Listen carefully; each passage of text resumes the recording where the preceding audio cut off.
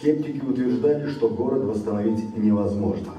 И в лучшем случае на это потребуется не менее 50 лет.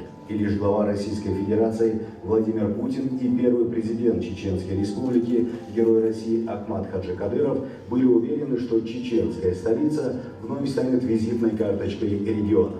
Так и стало. Сегодня Грозным восхищаются, признаются в любви, посвящают стихи и конкурсы. В этом году столица Чечни отметила свой 200-летний юбилей. И именно этой дате приурочен всероссийский журналистский конкурс «Слово о Грозном». И не случайно, что он носит имя первого президента, героя России Ахмата Хаджи Кадырова. Человека, чья воля позволила не только восстановить город, но и всю республику.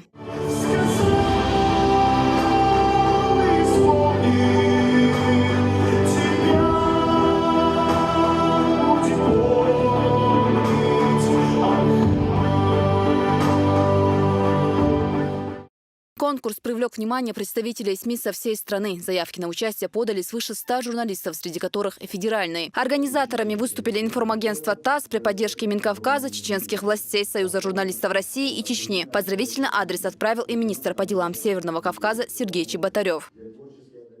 Особо хочу отметить работы авторов из Чеченской Республики, которые не просто подготовили, но в буквальном смысле прожили каждый свой материал и вложили в него свою душу. Все работы по достоинству высоко оценены членами жюри.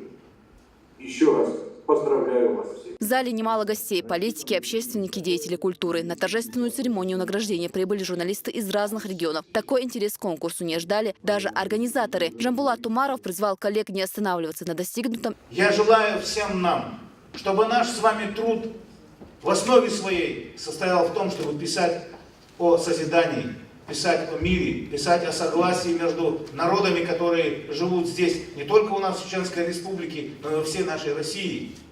О том, как мы с вами делимся впечатлениями, о том, как мы восхищаемся своей Родиной, о том, как мы любим и чтим свою историю и свою культуру.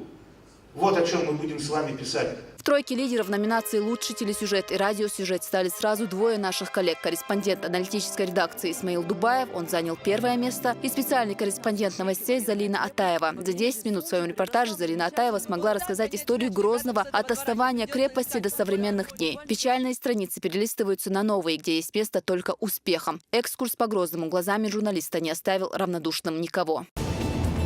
Теперь для того, чтобы вот так гонять мяч ребятам с этого двора, не придется искать футбольное поле на стороне. Здесь есть все условия, чтобы проводить даже дворовые турниры. Площадка в 1125 метров сможет принять любителей футбола в любое время суток.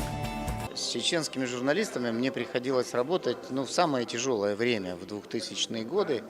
Вы всегда работали с душой, вы всегда отдавали себя полностью своему делу и делали это талантливо, профессионально, самоотверженно. Все работы по-своему интересны, но жюри отобрало те, которые отобрало. И я от всей души поздравляю победителей, желаю им новых творческих успехов. Работа конкурсантов оценивала жюри, куда вошли известные журналисты, общественные деятели и мэтры журналистики. Журналисты Чеченской Республики на конкурс представили очень достойные работы. Они прежде всего объективны, они отражают действительность, они показывают большие, огромные позитивные перемены, происходящие в Чеченской Республике. Среди конкурсов, состоявшихся в этом году в Российской Федерации, я со многими конкурсами знаком, я назвал бы его в числе таких топовых конкурсов, которые имеет большое значение, имеет большое будущее.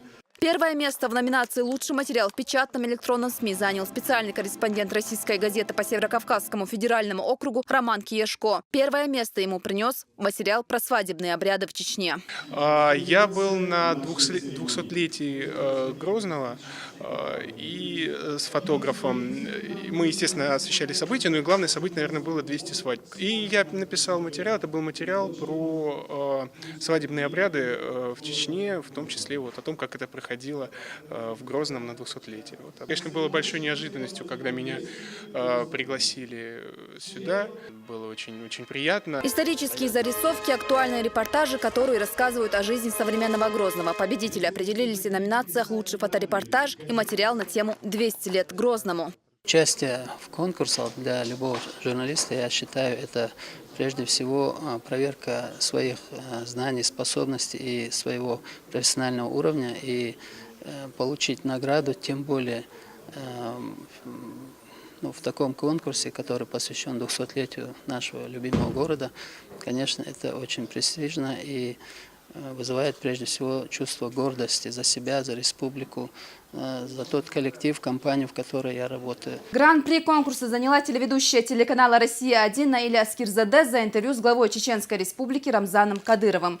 Программа «Действующие лица» имела широкий резонанс не только в российской, но и мировой прессе. Герои ее программы – ключевые фигуры российского бизнеса и политики, люди, от решений которых зависят судьбы миллионов. Откровенно рассказывают, о чем мечтают, чего боятся и чем занимаются в свободное время.